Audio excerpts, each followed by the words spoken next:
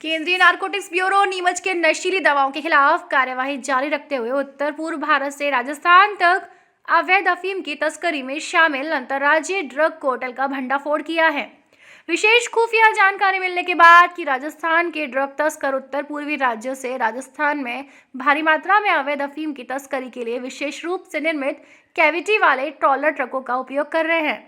CBN के अधिकारियों ने इन अंतर्राज्यीय कार्टेल का भंडाफोड़ करने के लिए ऑपरेशन ट्यूलिप शुरू किया, जिसके चलते सीबीएन ने 3 बड़ी कार्यवाही की है, जिसमें पहली कार्यवाही 15 नवंबर 2022 को Rajdhok toll plaza Jaipur Agra highway पर एक अशोक लीलैंड ट्रॉलर को रोका और 102 किलो वजन के अफीम के 95 पैकेट जब्त किए गए।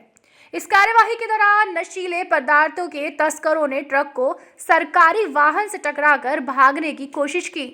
सरकारी वाहन और ट्रक गंभीर रूप से क्षतिग्रस्त हो गए, लेकिन सरकारी वाहन के चालक ने मादक पदार्थों के तस्करों की भगाने की योजना को विफल करने के लिए सीबीएन के अधिकारियों के साथ असाधारण बहादुरी और सूझबूझ का प्रदर्शन किया। लगातार पूछताछ करने पर वाहन के रहने वालों ने खुलासा किया कि ट्रॉलर के अंदर विशेष रूप से निर्मित गुहाओं में अफीम छुपाई गई थी।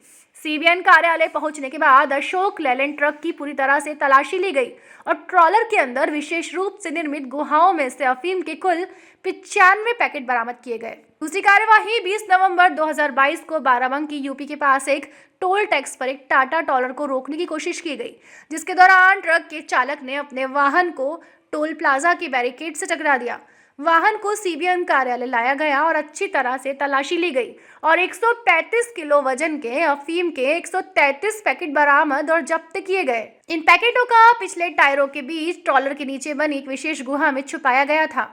वहीं तीसरी कार्यवाही 23 नवंबर 2022 को विशिष्ट खुफिया जानकारी मिली थी कि राजस्थान की पंजीकरण संख्या वाला एक टाटा ट्रॉलर भारी मात्रा में अवैध अफीम उत्तर पूर्व भारत से हरियाणा के रास्ते राजस्थान की ओर ले जाया जाएगा।